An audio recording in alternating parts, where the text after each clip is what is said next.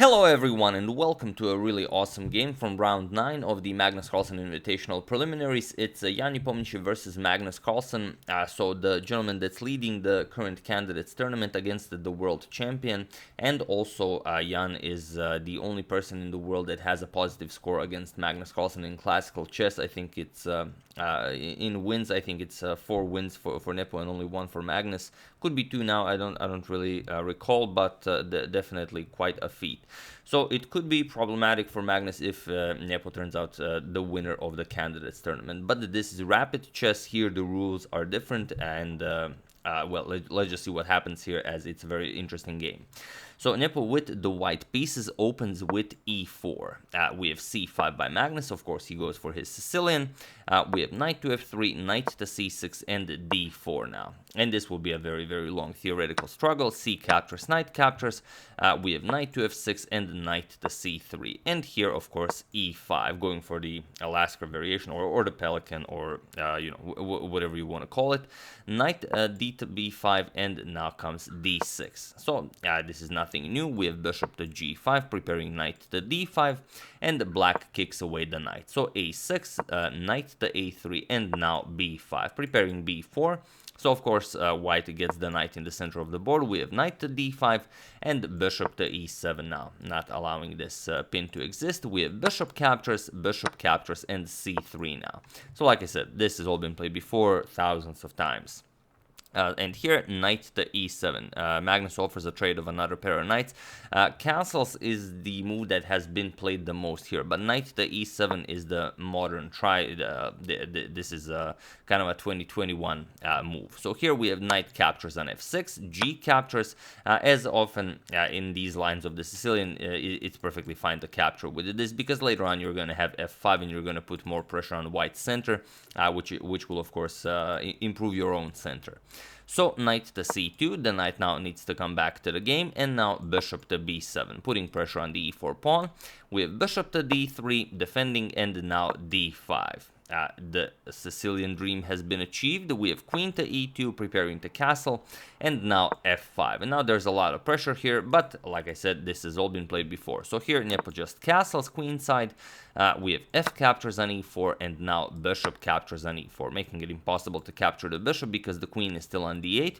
So queen to c7, getting the queen out of the way, and now bishop to f3. Also doing the same with the bishop. We have queenside castles for black as well, and now g3.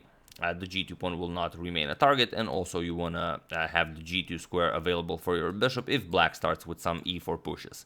And here there is one game in the database where f5 was played, but here we have king to b8 by Magnus, and it is only now as of move 19 that we have a completely new game. So let's see how Nepo deals with this. King to b1, also a nice prophylactic move, and now you don't want your king on c1. If something like b4 or d4 happens in the future, you will have to capture, open up the c file. Definitely makes sense to get the king away from there. We have knight to c8. The knight now also needs to get back into the game, probably coming to c4 at some point, or via the b6 square. We have rook h to e1, preparing to capture the pawn here, and Magnus defends it. Rook h to e8. We have knight to e3, now with a triple attack on the d5 pawn, and knight to b6, now defending the d5 pawn one more time. We have queen back to c2, trying to activate the queen. Queen to f5 is an idea. Also the h7 pawn is hanging, so Nepo needs to deal with that as well. And he plays f6, strengthens the center, but also now the queen guards the h7 pawn. Magnus.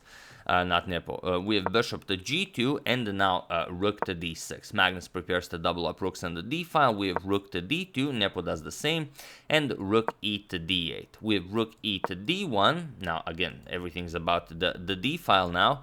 And here, while you could go knight to c4 right away and go for something like this, get a nice semi-open b file, and you will have a lot of pressure in the center. Magnus first improves the position with a5. He wants to get those pawns as far as possible before playing such a committal move. So here a3, and only now knight to c4. We have captures on c4, b captures on c4, and now queen to f5. Nepo wants to keep the queen very active here. We have king to a7, and now king to a1. So both players getting the king to the safest place possible. We have queen to d7. Magnus offers a queen trade, and here Nepo declines with queen to h5. We have queen back to c7 by Magnus, waiting to see what Nepo will do, and here Nepo goes f4. If you don't do this, you could run into some very unpleasant d4 ideas, best just go at it right away. So f4 here, and now e4 by Magnus. So the d4 square is very nicely protected now, and you will not be able to push that pawn all that easily. So rook to d4, and now bishop to c6. We have rook 1 to d2, getting another defender to the b2 pawn, because moves like queen to b6, rook to b8, attacking the b pawn are definitely coming. So here we have bishop to e8, chasing back Nepo's queen, queen back to e2, and now bishop back to c6.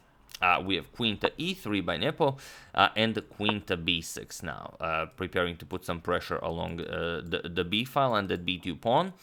We have f5, now preparing ideas like g4, h4, and the g5, and now rook 6 is coming back to d7, so now you want to double rooks on the b file. We have queen to h6, now going after the f6 pawn, and now bishop to a4. The bishop is very nicely placed here, also the queen now defends the f6 pawn. So g4, the plan is, as we said, pushing the pawns here, creating some pass pawns, and king to a6 now. Again, a safer square for the king. We have bishop to f1, now aligning the bishop with the king, so you have to be a little bit careful here, and Magnus says, okay, maybe the king is not all that safe now here, so king back to a7. And Nepo continues with his plan on the king's side. We have h4, preparing g5, and now rook to b7. Finally, Magnus will triple up on the b file. We have queen back to e3, now aligning the queen again with the king, so you again have to be very careful with what you're doing here, and now rook d to b8. Now with the triple battery here, there's a lot of pressure on the b2 pawn. Luckily, it's rook, rook, queen, not, for example, rook, queen, rook, so the rook is a sufficient defender here.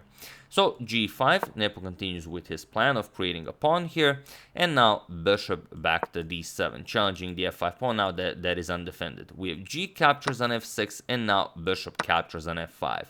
And now Nepo definitely has a pass pawn here on f6, but for the moment it seems to be hanging, but not really, because we can't forget that the queen is still aligned with the king, even though there is a queen and rook in between, because if you capture this after bishop captures on f5, if you go for this, it's gonna be it's going to be very scary. So here first we have queen to g5, not allowing this, not allowing this, but just getting the queen here with tempo, attacking the bishop. Also the f6 pawn is now nicely defended, and now bishop back to e6. We have bishop captures on c4, and this is the position from the thumbnail, because this move definitely makes sense, because if bishop captures on c4 works, then it's game over for Magnus. If it doesn't, then it doesn't. Nepo was convinced that it doesn't. He played bishop captures on c4, but now feel free to pause the video and win this game for Magnus while I give you a couple of seconds, as there is one little thing that Nepo missed. So for those of you who were able to do it, congratulations on spotting the idea. And for those of you who just want to enjoy the show, it's rook to g8. This is the only move that wins, and Magnus found it rather quickly. The point is, if you accept the bishop, then you get this rook to d6 move, and then it's just game over. The queen is under attack, the bishop is under attack, and you cannot move the queen away from the defense of the a5 pawn, because queen captures on a5 is just deadly. So here you have to keep an eye on the pawn, then you just lose this bishop, and then your entire position just crumbles. There really is no playing this. So that's what Nepo had in mind. However, after bishop captures on c4, rook to g8 was played by Magnus, and now it's a bit of a different story, because now the queen has to move, queen to e5, and okay, it seems like the idea is still the same, but now rook to g1 with check. We have king to a2. You cannot block with the rook, because then you're no longer defending the b2 pawn. So here after rook g1 check, king to a2, and now comes d captures on c4. Now it's possible, because now if you move the rook, a rook to d6, queen to b3 is checkmate. So after d captures on c4, we have b4. You have to play this. There's no other way to prolong the game. So you have to defend like this, but now c captures on b3 with check, with a nice en passant capture. So the bishop guards it, you have to move, the queen and rook also guard it, so rook back to king back to b2, and now there is a really spectacular move here that you can play. So for the second time, pause the video and win the game for Magnus while I give you a couple of seconds.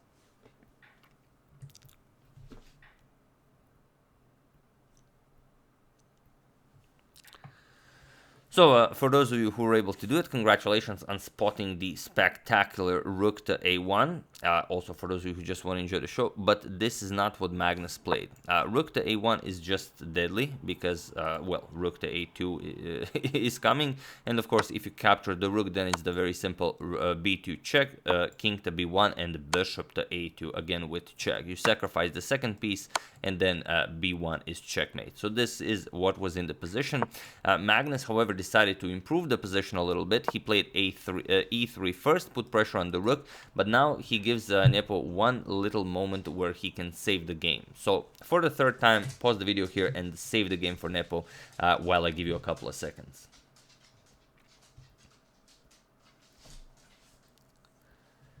So for those of you who were able to do it, congratulations on not losing the game. And for those of you who just want to enjoy the show, it's rook to a4. This is the only move that saves the game, because now you're threatening rook captures on a5, and the king will not be able to go to b8 because the queen covers that square. So here, there really is no good way to continue for black. If you try defending this, let's say king here, then you get rook to d6, and then you just blunder your queen, but okay, luckily as the b3 pawn is defended, you can go for a perpetual with rook to g2 check, king b1, rook g1 check, king b2, and then again repeating this to infinity, and it will be a draw by threefold repetition. However, Nepo did not find this after Carlsen's e3. Nepo captured it with queen captures on e3, but now, only now, Magnus finds the move that you guys saw on the previous move. So here, rook to a1, and now Nepo saw that there really isn't much he can do. If you capture, then it's the same idea that we've already shown. Bishop a2 check, king c2, and then just b1, for example, will be checkmate. So instead, after rook to a1, queen to e5 was played, but it's not much better. Now comes rook to a2 check, king to b1, and rook captures on d2. We have rook captures on d2, and here b2, and now there really isn't all that much you can do here.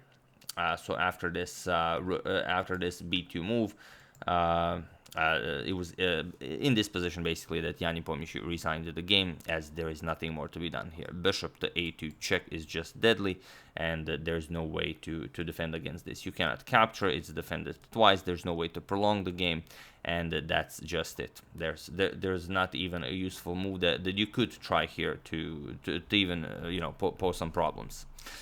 So after b2, Nepo resigned the game, and a wonderful victory for Magnus Carlsen in round 9 of this preliminary series.